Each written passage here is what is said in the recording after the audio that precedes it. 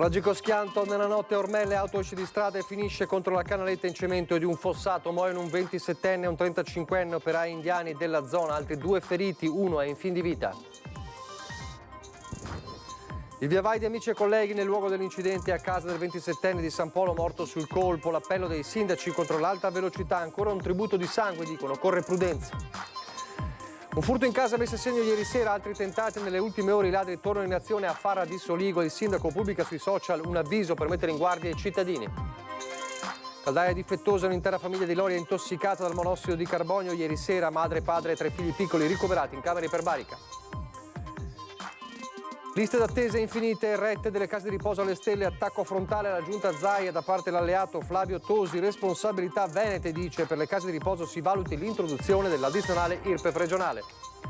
Elezione a Mogliano Veneto, il sindaco Bortolato rompe gli indugi ufficializzando la ricandidatura alla guida del centrodestra. Domani le primarie del centro-sinistra sfidano i Landi Baù. Nel Duomo di Treviso i funerali del vescovo emerito Paolo Magnani, a ufficiare la cerimonia il patriarca di Venezia Moraglia, sapeva muoversi, ricorda, con equilibrio, prudenza e saggezza. Rugby, il Benetton in fiamma ancora allo stadio di Monigo, battendo 20-17 anche gli Stormers sudafricani. Dopo 4 giornate i neoni biancoverdi sono imbattuti e balzano al secondo posto. Telespettatori di Antena 3, buonasera e ben ritrovati. Il telegiornale di Treviso si apre con la cronaca della nuova tragedia sulle strade della Marca trevigiana. È successo a Ormelle la scorsa notte. Il bilancio è gravissimo, 2 morti e 2 feriti, uno di questi in fin di vita. La velocità era altissima perché si vede da quando loro sono andati dentro il fosso, avranno fatto non so, 70 metri con mezza macchina dentro il fosso finché hanno trovato la muretta del ponte e si sono schiantati. Pochi minuti alla mezzanotte l'Audi A3 con a bordo 4 giovani di origini indiane di rientro da Oderzo imbocca la provinciale verso Ormelle. L'auto sbanda, invade la corsia opposta, finisce con le ruote sull'erba del profondo fossato e infine si accartoccia contro la spalletta di cemento del ponte d'ingresso dell'azienda Polyplast. Morti sul colpo il conducente Gurteji Singh, 27 anni, di San Polo, dipendente dell'azienda di mobili Lanta di Oderzo, e un passeggero, il 35enne Gurdeep Singh, domiciliato a Cimadolmo, insieme agli altri 2 occupanti della macchina, un 23enne e un 26enne. Si capiva che era un Audi dai pezzi che si vedevano fuori, ma era distrutta davanti e vedevi i ragazzi, uno si lamentava, ma sembravano morti al vederli. La scena che si sono trovati davanti testimoni e soccorritori è stata terribile. Le salme delle 2 vittime sono state ricomposte e trasportate dalle onoranze funebri all'obitorio di Oderzo. I feriti, presi in carico dal SUEM 118, ricoverati a Treviso in terapia intensiva.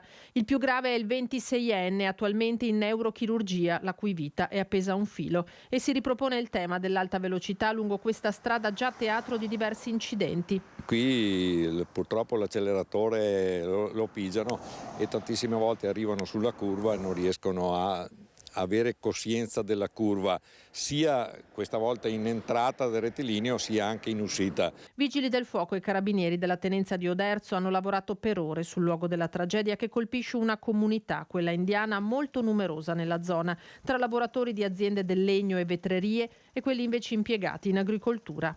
Questa mattina, quando abbiamo avuto la notizia, è stato un profondo senso di rammarico appunto per questo ennesimo tributo di sangue dei giovani. Rinnoviamo il nostro cordoglio, raccomandando ancora ai giovani che ci ascoltano a andare piano. La notizia della morte dei 2 connazionali ha richiamato subito sul luogo dell'incidente al capezzale della famiglia molti amici. Lo diceva Lina Paronetto nel servizio di apertura, una comunità molto numerosa e unita, quella indiana. Lo stesso sindaco di San Polo ha fatto visita ai genitori del 27enne morto sul colpo. Vedere macchina come fatto l'incidente. Amici, conoscenti sul luogo del tragico schianto costato la vita al 27enne Gurteji Singh e al 35enne Gurdeep Singh è un continuo via vai. In tanti conoscevano il giovane di San Polo che aveva lavorato alla Friuli Intagli di Prata di Pordenone prima di spostarsi nuovamente a Oderzo. Era proprio un amico di pelle, conosco da tanti anni. Dio santo, anche 27 anni, giovane, figlio unico, è una sorella solo. Dio, un bravo ragazzo, dispiace. Il 27enne aveva detto ai genitori che sarebbe uscito una mezz'oretta insieme ai 3 amici, tutti domiciliati a San Michele di Piave. Il gruppetto stava rientrando da Oderzo quando è accaduto l'incidente. Gurtei abitava con la famiglia in vicolo Casa Favorita. In Italia e a San Polo erano arrivati nel settembre del 2019. L'ennesima tragedia che colpisce il nostro territorio per quanto riguarda gli incidenti stradali. Quando la notizia è arrivata e ho cominciato a vedere che appunto il ragazzo aveva 27 anni, è stato subito un colpo, perché pensi al futuro, pensi a una famiglia dietro, agli amici, una comunità davvero che si stringe attorno alla famiglia in questo caso, però dobbiamo davvero guardare a come poter sensibilizzare i nostri ragazzi e soprattutto i giovani, che la strada è davvero un punto dove bisogna prestare attenzione. Insieme al parroco Don Alberto Dalla Corte, che ha portato la solidarietà della comunità religiosa, il sindaco Fantuzzi ha fatto visita alla famiglia dello sfortunato giovane. All'esterno del condominio tanti colleghi e amici del 27enne che hanno voluto manifestare la loro vicinanza ai genitori. Siamo qua per aiutare la famiglia, allora siamo qui per dare una mano. Per il momento sono così, perché conoscevo già da un tempo, ha lavorato anche con me 2 o 3 mesi in fabbrica. Mi dispiace che avevo un bel ragazzo, 27 anni, giovane, non era neanche sposato ancora. Non lo so, mi dispiace per famiglia, per lui, per tutto. Ancora la cronaca, l'allarme sicurezza, un furto messo a segno proprio ieri sera, altri tentati, ladri che tornano a scatenarsi nella zona di Farra di Soligo, e così il sindaco Perencin pubblica sui social un avviso per mettere in guardia i cittadini. Cari concittadini, in queste settimane sono diversi i furti che sono avvenuti nella sinistra Piave e anche vicino a Farra di Soligo. Ieri sera ci sono stati dei tentativi anche nel nostro comune. Visto quanto è successo lo scorso anno proprio in questo periodo, vi chiedo di prestare molta attenzione. Recita così l'avviso pubblico che il sindaco Mattia Perencin ha voluto rivolgere attraverso i social ai suoi cittadini, mettendoli in guardia. Dopo i colpi delle scorse settimane tra Moriago e Valdobbiadene, ieri sera i ladri sono arrivati anche a Farra. Ci sono stati diversi tentativi e da quello che mi è stato detto uno è andato a buon fine purtroppo, nel senso che sono riusciti ad entrare in casa portando via qualche centinaio di euro, ma facendo anche ovviamente il disastro poi all'interno della casa. Ci sono stati degli altri tentativi, però fortunatamente non sono andati a buon fine, perché o sono stati scoperti dai proprietari o sono stati disturbati. Nessun allarmismo, ci tiene a chiarire il sindaco, ma dopo quanto accaduto l'anno scorso, quando il suo comune era stato pesantemente colpito dai ladri, Perencin ha pensato fosse giusto mettere in allerta i cittadini. Perché l'orario e la tecnica è sempre quella, scasso della finestra o della porta, l'orario è dalle 5, quindi all'imbrunire, fino alle 8, 8 e mezza, quando la gente è ancora a lavoro, rincasa un po' più tardi. Chiudere i balconi o le persiane già dal pomeriggio, attivare l'allarme dell'abitazione, accendere le luci in casa anche se ci si assenta solo per poco tempo e soprattutto segnalare subito al 112 qualsiasi movimento o targa sospetti. Sono gli accorgimenti che Perencin ha voluto ricordare ai cittadini.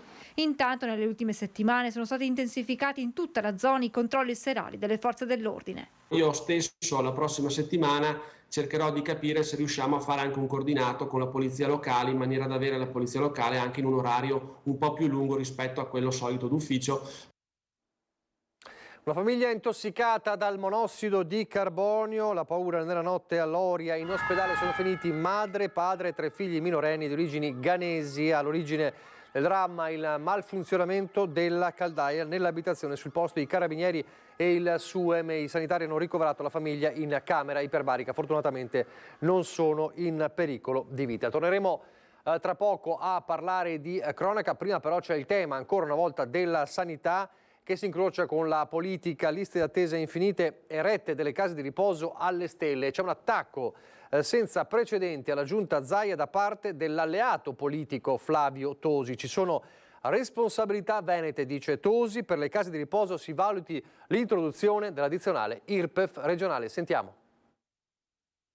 Se fosse un attacco frontale vorrebbe dire che Tosi attacca, ma in realtà le liste d'attesa sono a posto, gli interventi chirurgici programmati vengono fatti per tempo. In realtà non è così.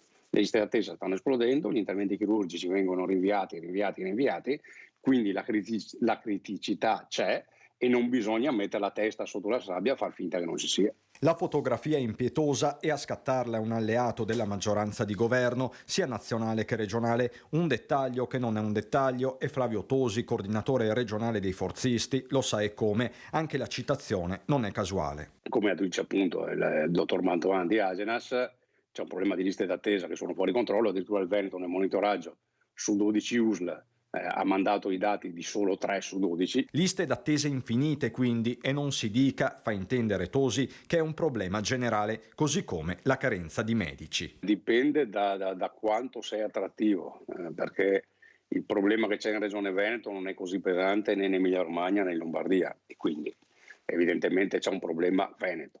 Dipende anche dalla contrattazione che si fa come datore di lavoro, perché il datore del lavoro sono le USL, quindi la regione. L'altro fronte è quello delle case di riposo con i nuovi aumenti delle rette. La risposta non può essere quella che ha detto l'assessore Lanzarini: faremo un tavolo istituzionale.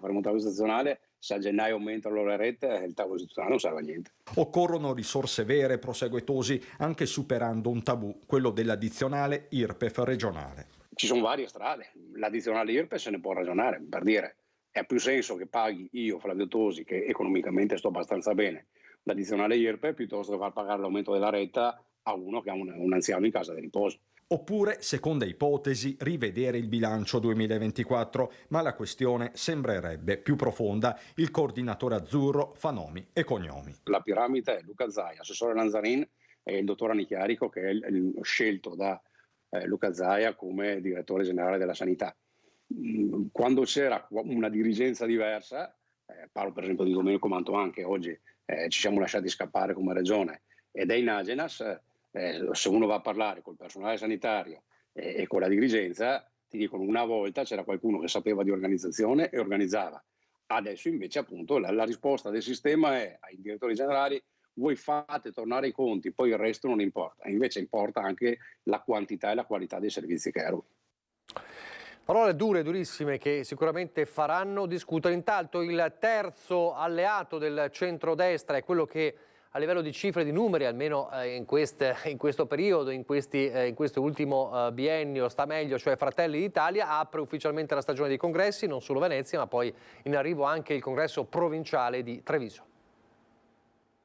Innanzitutto domani iniziamo con 2 congressi, quello di Venezia città e di Venezia provincia, che unitari, tra l'altro, quindi dove si è trovata una quadra politica per rafforzare la classe dirigente dopo tanti anni di lavoro di Raschillà a Venezia città e di Pavanetto, che poi verrà riconfermato Venezia provincia, mentre Venezia città ci sarà Speranzon. Partono da Venezia i congressi provinciali di Fratelli d'Italia, e se qui la quadra politica si è trovata prima del voto, lo stesso discorso non è scontato per gli altri appuntamenti. Dove non si riuscirà saranno 2 visioni di come far crescere il partito che saranno a confronto, e saranno i tanti militanti a decidere. Il 26 novembre toccherà il congresso provinciale di Treviso. Al momento l'unica certezza è la candidatura di Giuseppe Montuori. Dall'altra parte sento che c'è un po' di fermento di altri, però ad oggi non abbiamo ancora un nome sicuro, non è ancora stata depositata la candidatura. In attesa che vengano depositate altre candidature ufficiali, si fanno sempre più insistenti le voci che vedrebbero una sfida Montuori-Claudio Borgia. Chiunque sarà, si tratterà di un confronto aperto sui contenuti, e io vigilerò perché sia così, aggiunge De Carlo, che sottolinea come tutti i congressi siano accomunati dallo stesso spirito. E compattare il partito per le prossime sfide europee, tante comunali e soprattutto le regionali, che per noi sono un banco di prova importante. E a proposito di regionali, nei giorni scorsi era circolato il nome del presidente del Licce, Matteo Zoppas, ma è stato proprio il diretto interessato a smentire una sua possibile candidatura a Palazzo Balbi nel 2025. Sta facendo un lavoro tra l'altro eccellente nel Licce e è riconosciuto in tutto il mondo per la sua proverbiale capacità di rappresentare al massimo l'Italia. Un po' prematuro parlare di candidature, però sicuramente abbiamo una classe dirigente che può rappresentare il futuro di questa regione. Quando sarà ora saremo sicuramente pronti. Il nome di De Carlo si era fatto anche per una candidatura alle regionali. De Carlo sta benissimo a fare il presidente della Commissione Agricoltura del Senato ed è contento così. Però De Carlo lavorerà sicuramente per avere un governatore di Fratelli d'Italia. Un Un'ultima considerazione, il senatore De Carlo la rivolge al referendum sul premierato annunciato dalla premier Giorgia Meloni. È chiaro che a qualcuno dia fastidio, sono tanti, insomma il PD è abituato a governare senza aver mai vinto le elezioni, ad oggi invece diamo la possibilità anche agli elettori del PD di poter scegliere il proprio primo ministro. Io sono sicuro che gli italiani poi sceglieranno ancora Meloni. De Carlo era presente a Mogliano a un importante convegno sulle politiche per la difesa dei prodotti enogastronomici italiani, in quanto appunto presidente della Commissione Agricoltura in Senato. Un evento al quale ha partecipato come ospite, come padrone di casa, scusate, il sindaco di Mogliano Davide Bortolato, che di fatto ha ufficializzato la sua ricandidatura alla guida del centrodestra proprio per Mogliano. Nel frattempo domani ci sarà l'avversario del centrosinistra che uscirà dalle primarie. Il nostro sindaco, che tra l'altro è ricandidato nel centrodestra e da noi sostenuto, Davide Bortolato, che per i saluti. Una conferenza stampa in programma il 18 novembre avrebbe dovuto ufficializzare la ricandidatura di Davide Bortolato alla poltrona di sindaco di Mogliano alle amministrative di giugno 2024, ma con qualche giorno d'anticipo l'annuncio è arrivato nel corso del convegno Mangio Italiano, organizzato dal coordinamento di Fratelli d'Italia nel centro sociale moglianese. Un applauso dei presenti ha accolto la notizia che era già nell'aria da qualche giorno. Ho lavorato per 4 anni, tante sono le cose che abbiamo seminato e che vogliamo portare avanti e raccogliere i frutti di questo che abbiamo seminato. Quindi mi ricandido, insomma mi metto a disposizione della città, dei cittadini per altri 5 anni. Ho una squadra che mi supporta, l'intero centrodestra, e su questo conto di lavorare e di arrivare all'obiettivo. Ci sono tanti progetti che il sindaco punta a realizzare nel caso di una rielezione, contando sugli oltre 7 milioni di euro di fondi intercettati con il PNRR, molte le opere in cantiere, altrettante quelle che attendono di vedere la luce. Ci stiamo anche concentrando nel dare aiuto a tutti quei cittadini che sono in difficoltà, considerate insomma anche gli aumenti delle bollette, gli aumenti insomma del far la spesa, e quindi abbiamo messo in campo anche lì molti bandi, molti aiuti proprio per le famiglie, la famiglia al centro della nostra politica. Se il centrodestra dunque ha già il suo candidato, per conoscere quello del centro-sinistra bisognerà attendere domani dopo il voto delle primarie, che vedrà la sfida tra il segretario del Partito Democratico Giacomo Nilandi e l'ex assessore Tiziana Bau di Spazio Libero. E a proposito di politica e tornando a parlare di segretari provinciali, è arrivato anche l'ufficialità del nome del segretario provinciale trevigiano di Azione, cioè Fabio Pezzato. Oggi la elezione. Quindi proclamo eletto all'unanimità Fabio Pezzato, segretario provinciale trevigiano. Questa è la proclamazione unanime del nuovo segretario trevigiano di Azione, il partito di Carlo Calenda. Fabio Pezzato, 53 anni, consulente bancario, è stato uno dei primi iscritti di Azione quando il partito è nato ed è stato uno dei primi a fondare in Italia un gruppo consigliare di Azione. Per 10 anni è stato consigliere ai 300. La votazione è giunta al termine dell'Assemblea provinciale che si è tenuta oggi a Treviso. Lavori che hanno riportato una consuetudine politica dei tempi della Prima Repubblica, quella di invitare i segretari degli altri partiti. Per me penso sia una novità e speriamo di aver lanciato una novità. Azione era il partito che si era distinto per essere fuori dagli schemi e io penso che oggi abbiamo lanciato un'idea che penso che qualcun altro riprenderà. Presenti il segretario della Lega Dimitri Coin, quello di Fratelli d'Italia Giuseppe Montuori, il segretario di Forza Italia e sindaco di Conegliano Fabio Chies e il vice segretario del PD Leone Cimetta. Ma la prima a raccogliere l'invito la presidente provinciale di Italia Viva Martina Cancian, che con Pezzato ha contribuito a eleggere a Treviso il consigliere comunale Nicolo Rocco. Lei nel suo intervento di fatto ha lanciato quasi un ponte qui con il nuovo segretario Pezzato. Un ponte con tutti coloro che hanno idee riformiste e che vogliono collaborare per portare avanti le idee appunto riformiste, liberali e popolari all'interno della nostra provincia. Per Pezzato la politica di Azione punta ad una visione concreta di problemi e soluzioni guardando avanti rispetto agli schieramenti politici. Guardate, il tema appunto centrodestra, centrosinistra, come più volte dire, ahimè, non dovrebbe, la gente è stanca di sentire posizioni pregiudiziali. Importante è lavorare su cose concrete, da risposte concrete, perché i tempi, ahimè, penso, saranno complessi. Torniamo alla cronaca, una notizia che fa discutere in queste ore. Il TAR del Veneto ha annullato il DASPO di un anno a carico di un tifoso della Godigese, squadra del campionato di eccellenza, emesso dalla questura perché aveva usato 4 candelotti fumogeni durante una partita della sua squadra. Secondo il TAR, invece, il fumogeno è stato usato nel Trevigiano al solo fine di sostenere emotivamente le sorti della propria squadra, in forza dell'effetto scenografico dovuto alla volatilizzazione di particelle con i colori del blasone di quest'ultima. Il ragazzo era stato anche denunciato in sede penale per il reato di lancio di materiale pericoloso, ma la procura ne aveva già chiesto l'archiviazione non ravvisando alcun pericolo concreto. Dunque questa è la decisione del TAR del Veneto. Multa record invece, 1.200 euro per gli ecovandali che hanno abbandonato un grosso quantitativo di immondizia fuori dall'ecocentro di Pederobba.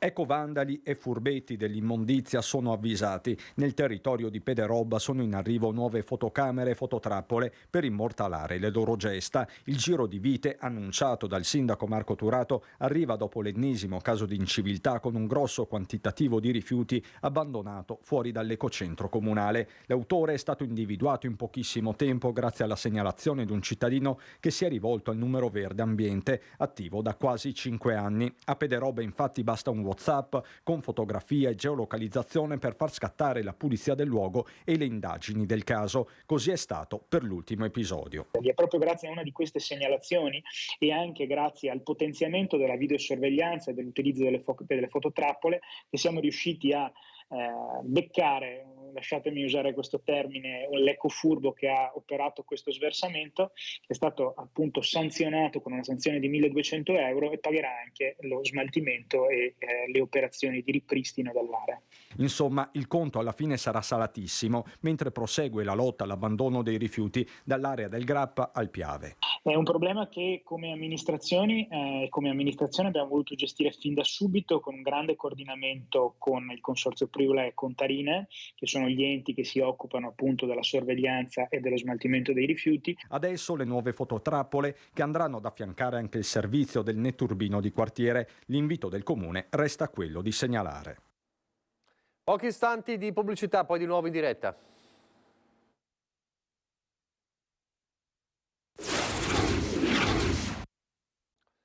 Di nuovo in diretta con il telegiornale di Treviso, torniamo nel capoluogo. 14 vescovi e oltre 200 sacerdoti hanno concelebrato stamattina in cattedrale del Duomo a Treviso i funerali del vescovo emerito, Monsignor Paolo Magnani.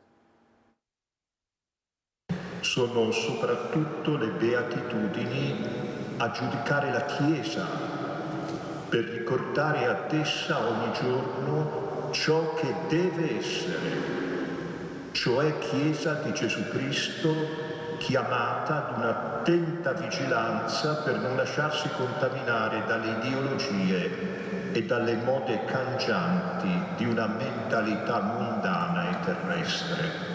È un brano della riflessione scritta da Monsignor Paolo Magnani per i suoi 70 anni di sacerdozio ed è un po' il suo testamento spirituale nei confronti della Chiesa. A ricordarne la figura il patriarca di Venezia, Monsignor Francesco Moraglia, che ha presieduto oggi in cattedrale a Treviso i solenni funerali concelebrati da 14 vescovi e oltre 200 sacerdoti. Saluto fratelli vescovi venuti da molte diocesi italiane, ciascuno mosso da un particolare e profondo legame fraterno, filiale, ma sempre di amicizia con il vescovo Magnani. La sua vita fu benedetta dal Signore anche col dono della longevità, 96 anni, di cui 72 vissuti nel ministero sacerdotale. Nel 1977 poi l'ordinazione a vescovo per la Chiesa che è in Lodi e nel 1988 il trasferimento alla Chiesa che è in Treviso. Una vita spesa per la Chiesa e per le comunità che ha servito e racchiusa nelle sue ultime parole ai fedeli. Sono qui come sono, per grazia di Dio, e sono quello che anche voi avete fatto di me in questi anni vissuti in mezzo a voi. Siete voi che mi avete strutturato. Infine si definì un vescovo di famiglia, di parrocchia, di paese, di diocesi, di chiesa. A Treviso questa mattina c'è stato anche un altro addio, quello a Zeno Giuliato, uno dei volti storici della sinistra trevigiana. Ci trovavamo quasi tutte le settimane con Mary, Rebecca, Nicola, Berto, Giuliano e lì si buttavano, si gettavano anche le basi di discorsi congressuali, lì si discuteva sempre, lì c'era questa malattia della politica che ci aveva colpiti fin da giovani, che continuava a imperversare nonostante il passare degli anni. Ricordi di Zeno Giuliato nel giorno del suo ultimo saluto. In particolare quello di Roberto Bolis, uno dei volti del Partito Comunista degli anni '80 in provincia, che con Zeno ha condiviso un'idea di quella marca trevigiana a cavallo tra la fine degli anni di piombo e la fine della Prima Repubblica. E nella sala del commiato c'erano un po' tutti i volti di quella sinistra trevigiana comunista. Giuliano Vernier, Floriana Casellato, Nicola Talmi, ma anche socialista con quel mazzo di garofani rossi accanto alle rose rosse deposte sulla bara. Zeno Giuliato, amministratore pubblico, scrittore, sindacalista, ma soprattutto colonna del PC trevigiano, è quello che è rimasto nel ricordo e nel cuore di tutti. È stato anche un grande organizzatore del partito. È stato, quando si è iscritto, mi pare, del 75, venendo dalla CGL, 74-75, ha poi preso in mano l'organizzazione del partito, che non era cosa da poco, perché, come si è ricordato, si arrivava a 10.000 iscritti. E in questo addio non poteva mancare il simbolo dell'idea di Zeno, quella falce e martello sulla bandiera della rifondazione comunista che Zeno aveva abbracciato dopo la diaspora politica del PC. Davanti alla bandiera il vice sindaco Alessandro Manera, in rappresentanza dell'amministrazione comunale, con il sindaco Mario Conte che ha scritto una lunga lettera ai familiari per dimostrare che non esistono divisioni politiche se si vuole veramente il bene delle comunità. Ma il momento più intenso è stato quando accanto all'emozione per l'addio si è aggiunta quella per il canto che Zeno amava particolarmente. Oh bella ciao, bella ciao, bella ciao, ciao, ciao, una mattina mi sono svegliato e ho trovato l'invaso. Commuove la Marca e non solo la storia di Marta Mazzucato, la ragazza di Villorba colpita nel 2020 a soli 16 anni da una emorragia cerebrale, raccontata in una canzone che gli amici le hanno voluto dedicare. Il sole è già alto nel cielo, la sabbia mi sporca le dita, è il giorno perfetto per me. La stella di Marta non è solo una canzone, ma il racconto della vita, o meglio, delle due vite di Marta Mazzucato. Il brano racchiude il dolore, la speranza, la gioia di questa ragazza, della sua famiglia e degli amici che non l'hanno mai abbandonata da quel luglio 2020, quando un'emorragia cerebrale le ha stravolto l'esistenza.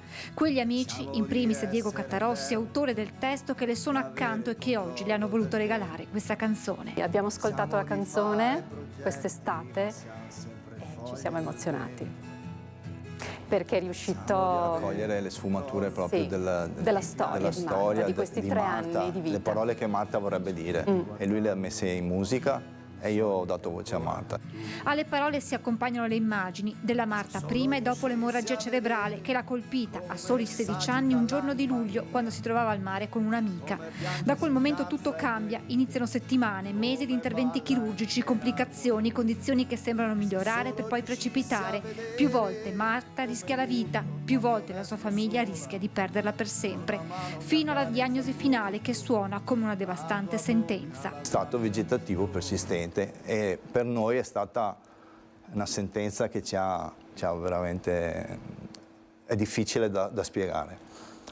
Un però che racchiude la seconda vita di Marta, la sua miracolosa ripresa grazie all'amore dei genitori che non hanno mai avuto dubbi nel riportarla a casa, attrezzata per accoglierla al meglio.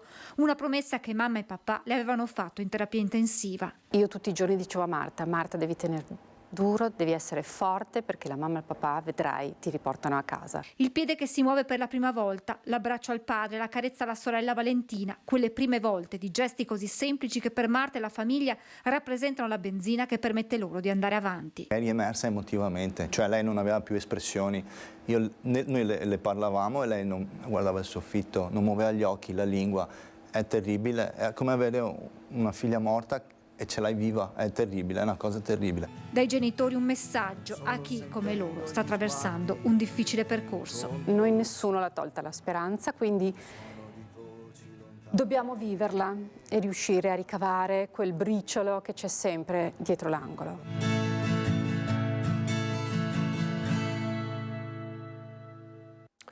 Complimenti davvero a Marta e complimenti ai suoi genitori. Adesso lo sport, le immagini appena arrivate della importante vittoria, parliamo del rugby del Benetton, terza vittoria in campionato per il Benetton Rugby, che dopo 4 giornate rimane l'unica squadra dei United Rugby Championship che non ha mai perso insieme agli irlandesi del Connacht. Con 3 successi e un pareggio, infatti, la squadra trevigiana entusiasma i tifosi di un Monigo ancora esaurito, superando per 20-17 nella partita di oggi pomeriggio i temibili Stormers sudafricani, la squadra di Città del Capo. È stata una partita a lungo dominata dal Benetton, poi c'è stata una rimonta dei sudafricani, ma poi la vittoria finale 20-17. In attesa che si concludano le partite del quarto turno, il Benetton dunque balza al secondo posto in classifica e sabato prossimo ci sarà la trasferta a Glasgow in Scozia dopo queste 3 ultime gare davanti al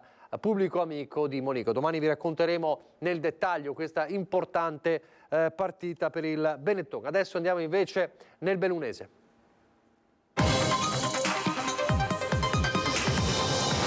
E c'è ancora il tema delle Olimpiadi Milano Cortina in primo piano e ovviamente il tema della pista da bob. È stata spedita oggi una lettera del presidente di Confindustria Veneto Enrico Carraro, ha chiesto ufficialmente al premier Giorgia Meloni di non abbandonare l'ipotesi della pista da bob. Siamo increduli per quello che sta accadendo, ha scritto Carraro in una lunga missiva al presidente del Consiglio. Se perdessimo il bob rimarrebbe il grave imbarazzo di una Cortina teatro di sole 8 gare, una condizione che non consente di essere definita da giochi olimpici. Insomma, il tema è quello dell'occasione persa e di una figuraccia anche e di un indotto ovviamente per il sistema industriale che si verrebbe a perdere. Le chiediamo formalmente, queste le parole di Carraro, di rivalutare la decisione. Un appello, quello di queste ore in questa missiva, che trova lo spiraglio proprio in queste ore, aperto dal ministro dello sport Andrea Bodi, che oggi era ospite a Fieracavalli a Verona e ha fatto intendere come l'ipotesi di Cortina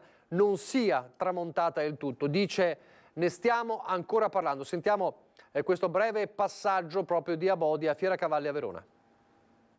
Noi siamo in perfetta sintonia, quindi non è che possiamo risolverla tra di noi perché probabilmente l'avremmo già risolta. Le questioni sono tecniche, indubbiamente è un tema serio che va affrontato seriamente, sapendo quali sono gli impegni che sono stati assunti quando si è consolidata la candidatura e stiamo cercando di capire come intanto, prima di tutto, mantenere fede agli impegni assunti di tenerla in Italia. E Cortina è ancora un tema, ne stiamo parlando. È un tema solo tecnico, se non ci sono le condizioni non è possibile crearle artificialmente, quindi dobbiamo affidarci ai tecnici e fare in modo che vengano valutate seriamente le difficoltà rispetto alle opportunità. Cortina è ancora un tema, dice il ministro Abodi. Staremo a vedere. Intanto proprio a Cortina, grazie alle abbondanti nevicate degli ultimi 15 giorni, Cortina ha rotto il ghiaccio, potremmo dir così, e a sorpresa ha aperto in anticipo la pista del Col Gallina all'ombra della Verau sul passo Falzarego. Una prova generale che rispecchia quelle già sperimentate di anno in anno in attesa del Ponte dell'Immacolata, che quest'anno cade il 27 novembre, data ufficiale per l'apertura della stagione invernale sulle Dolomiti. A favorire il debutto anticipato sugli sci le nevicate, ma anche le temperature favorevoli, freddo di notte, tepore giornaliero, che hanno dato il via alla prova generale della stagione invernale. E così da stamane il lungo inverno di Cortina è ufficialmente iniziato, con tanta neve in alta quota, ma anche ad altezze minori. Un'altra notizia che riguarda invece la cronaca: recuperato dal soccorso alpino di Feltre un ragazzo ruzzolato nel bosco sopra la località Santa Maria. Il 22enne bolognese stava effettuando un monitoraggio sui lupi insieme alla compagna di università quando è scivolato in un bosco ripido per 7 metri. Una squadra che si trovava molto distante dal sentiero vicino all'infortunato lo ha raggiunto aprendo un varco nella vegetazione per agevolarne il recupero. Sbarcato con un verricello di 20 metri dall'elicottero del suo Pieve di Cadore, il ragazzo è stato trasportato all'ospedale di Feltre. E adesso parliamo del patrono della città di Belluno, oggi San Martino, un gesto che fa parte dell'immaginario collettivo, il taglio del mantello per donarlo a chi aveva freddo. La storia del santo patrono di Belluno che oggi è stato festeggiato in città. Affollato il Duomo per il santo patrono. Basilica inizialmente intitolata alla preziosa reliquia che vi viene custodita, una spina della corona che cinse la testa di Cristo durante il Calvario, esposta al pubblico solo il Venerdì Santo. Poi, si dice nel 547, la chiesa fu intitolata al cavaliere, la cui immagine è custodita nella cripta, che tagliò il suo mantello per dividerlo con un mendicante, per poi abbracciare totalmente la fede fino a indossare l'abito vescovile, che si vede nella para dell'abside, ed essere poi proclamato santo. La vita di Martino, di generazione in generazione, ha suscitato fascino e apprezzamento, dal suo inizio fino ad oggi, fino a noi. In questi giorni, in cui incombono nuove o ritestate ombre e si ridesta il frastuono di armi che annientano, con l'acuirsi di trame terroristiche, di arroganze e violenze che spargono distruzione, ecco, scorgere la semplicità, la freschezza, la gratuità e la graziosità della vita e da essa lasciarsi impressionare, e mi riferisco alla testimonianza di Martino, tutto questo diventa un salvataggio. Un gesto, quello di Martino, evocato all'esterno della Basilica e poi in centro storico con una performance del Lombardo Dem, tutti incappucciati perché non contano i volti, ma il gesto a tagliare un ideale mantello di San Martino distribuendolo tra la gente. C'è bisogno di questa ridistribuzione e questo mantello è un simbolo che si attacca sia a quello appunto di San Martino, ma poi a livello di momento storico appunto proprio questa cosa di andare a tagliare, ridare, diciamo, i beni a tutti. E poi è stato anche il giorno del premio San Martino 2023 sul palco del teatro Dino Buzzati.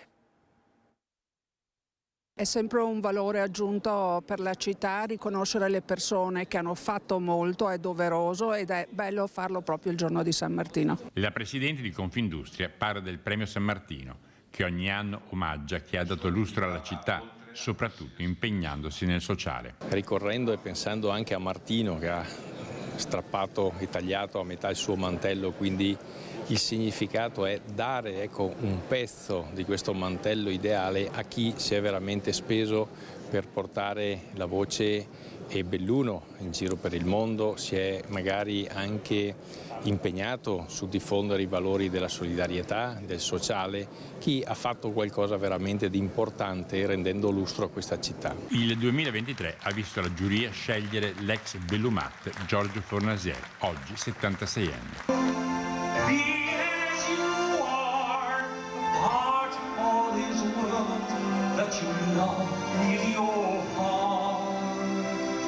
La sua è una storia che ha attraversato mezzo mondo, dal Paraguay alla Cina, tra macchine da montare, occhiali da vendere, l'impegno fortissimo nel sociale, nato dall'amore per un figlio disabile, e musica, tanta musica, con Le Ombre prima, con Gianni Secco poi, con altri compagni di viaggio che hanno attraversato momenti indimenticabili della sua vita, come Papa Francesco e uno dei totem dei Dire Straits. Entrambi importanti perché Martin Knopfler è uno dei più grandi chitarristi al mondo e io sono un chitarrista autodidatta. Trovarmi a fianco di lui a un grande concerto a Londra ha significato molto. Come essere invitato, ma invitato insistendo dalla Santa Sede per animare una messa solenne a San Pietro, trasmessa in Mondovisione. L'unica nota dolente in un San Martino come non mai che non si sia spesa una sola parola per il 14enne Daniele D'Inca, sciatore di eccellenza assoluta,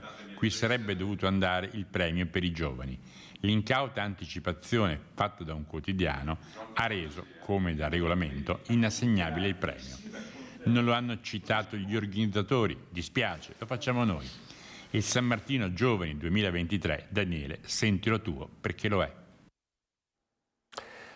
Allora, 2 appuntamenti in chiusura con la nostra programmazione. Il primo che riguarda domani sera dalle 21:15, domani 4 anni dall'Acqua Granda, l'evento terribile che travolse il capoluogo lagunare e anche il litorale. Allora, domani sera dalle 21:15 vi riproporremo L'Apocalisse di Venezia, il documentario realizzato proprio da Media Nord-Est, il racconto drammatico di quei giorni che sconvolsero Venezia, con immagini davvero terribili come questa. L'altro invece appuntamento è quello di Ring del lunedì, ma solo per ricordarvi un cambio, diciamo, nell'orario seppur minimo. La prima serata, diciamo, di Antenna 3 da lunedì non è più dalle 21:15 ma alle 21, e quindi da lunedì Ring anticipa alle 21 precise, quindi non più alle 21:15, ma il talk show di Ferdinando Avarino del lunedì e anche del martedì inizia alle 21 precise. Bene, è davvero tutto, vi lascio alle previsioni del tempo, grazie per averci seguito, arrivederci.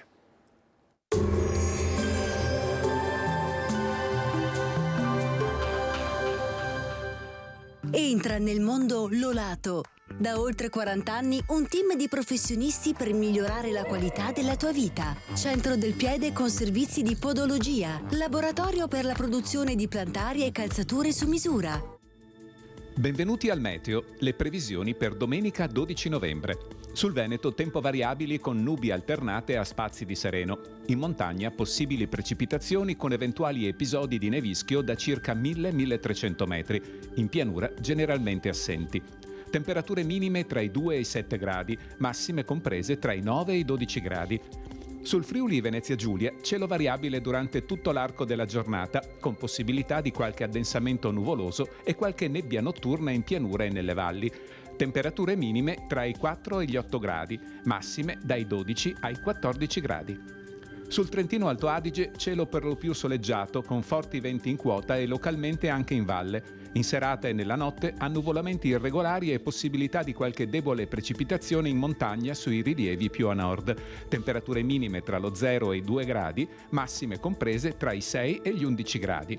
Dal meteo di Antenna 3 è tutto. Arrivederci.